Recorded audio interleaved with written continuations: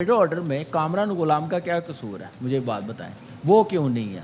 अगर आपने स्पिनर कोई लेके जाना बनाना है, सुफियान एक ऑप्शन आपके पास, एक बना हुआ प्लेयर को डाला तो है उन्होंने, सुफियान मुकीम की तरह ही वो अली भी। उस्मान का क्या प्रेसिडेंट का वनडे टूर्नामेंट का हाईएस्ट विकेट टेकर है उस्मान, आप देखें, फिर आप डोमेस्टिक क्रिकेट बंद कर दें, खत्म बंद कर दें। अगर आप डोमेस्टिक की बात कर रहे हैं ना, अगर आप डोमेस्टिक की बात कर रहे हैं, बंद कर दें। हारिस रऊफ जो है वो भी टीम का हिस्सा है, सही है। हारिस रऊफ ने नो डाउट बिग बैश में अच्छी बॉलिंग की।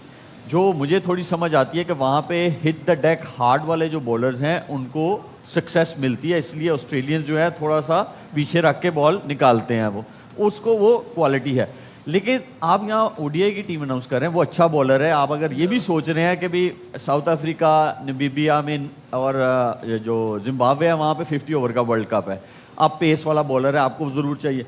बट आप बिग बैश की बेसिस पे, T20 की बेसिस पे आप ओडीआई में बंदा लेके आ रहे हैं। भाई डोमेस्टिक में वनडे कोई खेले या कहीं और खेले, फिर आप लेके आओ। वनडे भी आप देखें, टीम जो बनाई है T20 की परफॉर्मेंस की बनाई है, आपने साथ को जो रखा है, मुझे लगता है कि इससे अच्छा आपके पास दूसरी ऑप्शन थी जो खेलते हुए आ रहे हैं। शदाब की है, आप अली उस्मान को, सुफियान को खिला सकते थे। मेहरान है, मेहरान मुमताज़ है, ये स्पिनर वो हैं जो आपको आगे जाके स्पेशलिस्ट आपने तैयार करने हैं।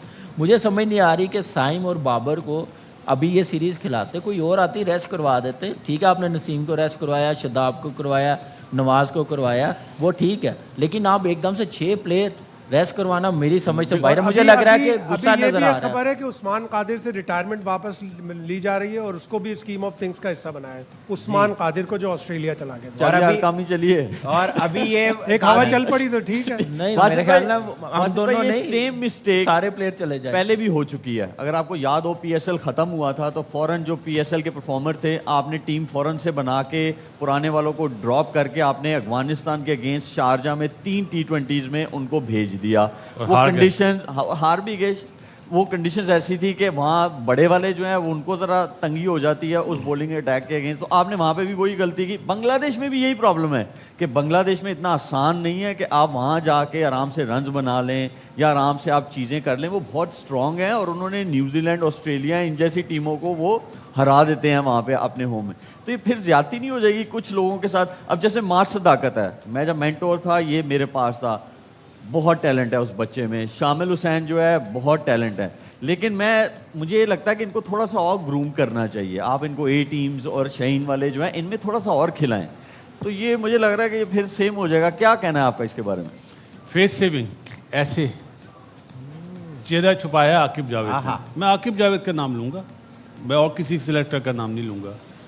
बाबर आजम की बात हो रही है, साइम अयूब की बात हो रही है, अभी कामी ने भी बोला, शाहिद भाई ने भी बोला, वो परफॉर्मेंस पे तो बाहर होते नहीं थे।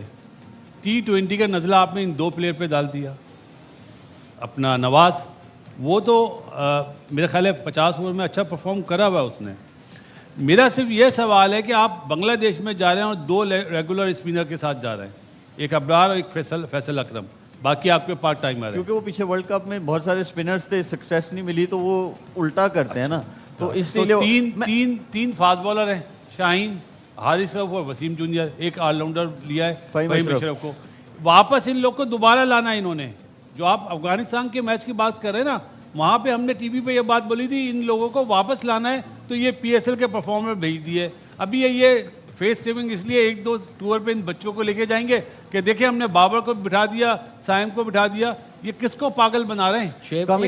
क्विकली क्योंकि टाइम बड़ा कम है। मैं ये कह रहा हूँ, शामिल हुसैन को ना मैं 2 साल से बड़ा क्लोजली वॉच कर रहा हूँ। बहुत ज़बरदस्त परफॉर्मेंस डोमेस्टिक में डिज़र्व करता, इसको मौका मिला है। ए टीम का टूर भी है, वहाँ पे भी किया। तो ऐसे परफॉर्मर जो पूरा सीज़न खेलते हैं ना उनको, लेकिन जो बाकी जो प्लेयर्स हैं जो ड्रॉप किए हैं, क्या वो पूरा सीजन खेलेंगे कि सिर्फ पीएसएल खेल के वापस आ जाएंगे? तो मेरा एक और चीज हुई है आज यहाँ पाकिस्तान में कि सरफराज जो है, बासित भाई मैं आपसे पूछता हूँ, सरफराज जो है उनको टेस्ट टीम का कोच बनाया गया है। आपके ख्याल में? हाँ जी, यही मेरे ख्याल में चल रही है। शायद ऑफिशियली अनाउंस नहीं है, लेकिन ये होना है, आपको पता है, होना है। हाँ शुएब, जब ऑफिशियली होगी, जब बात करूंगा ज्यादा अच्छा है। ये देखिए, मेरे ख्याल है मेंटोरशिप में और कोच में बहुत फर्क होता है। मेंटोरिंग डिफरेंट चीज़ होती है, कोचिंग डिफरेंट चीज़ होती है।